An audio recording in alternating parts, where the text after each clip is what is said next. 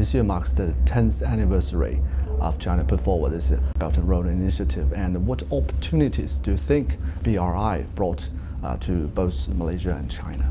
Well, I think for Malaysia, over the past 10 years, we have been working together with China to implement some of the major infrastructure projects in this country under the Belt and Road Initiative.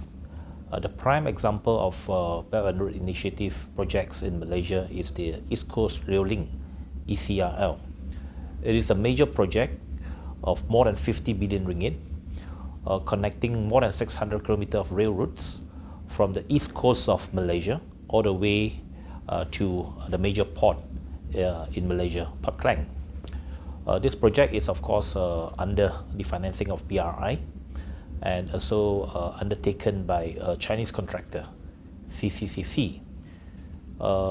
It is a good example of how we work together, and the implementation is almost completed in a few years' time.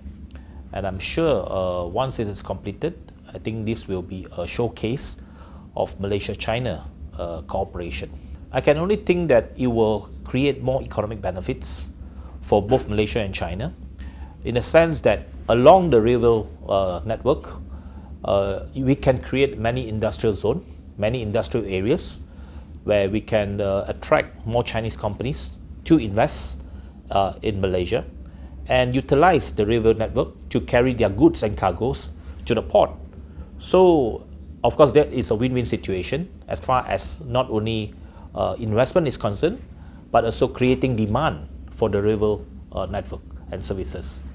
I think one aspect that under the BRI must prove is that whatever infrastructure projects undertaken or developed by Belt and Road Initiative, it must bring long-term economic benefits to the receiving country.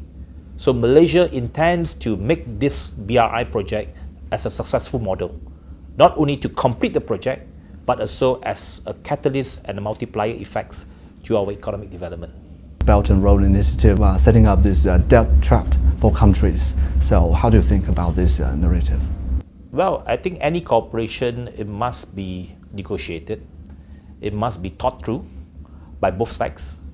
China is providing that opportunities, that financing model, and not only the expertise, but also in terms of the funding mechanism. It is up to the respective countries to decide what they want. So nobody forces you to go into a trap, but you have to really understand what you need for your country. And this is one opportunity that you can think that to implement or to realize some infrastructure projects. So for Malaysia, we definitely do not see it as a debt trap. As I mentioned earlier, we must ensure that the project must bring long-term economic benefits. And before you sign up, the respective country, the respective government, must do a thorough study. You must consider various aspects and how to ensure the project is completed and be successful, and also can be a long-term economic multiplier for the country. So I think that there is an attempt by many quarters to label this as a trap by the Chinese government. But as far as Malaysia is concerned, we have a good relationship with China. We are very appreciative of the long-standing, long-term relationship, and definitely we look at this as a collaboration and to bring the two countries together.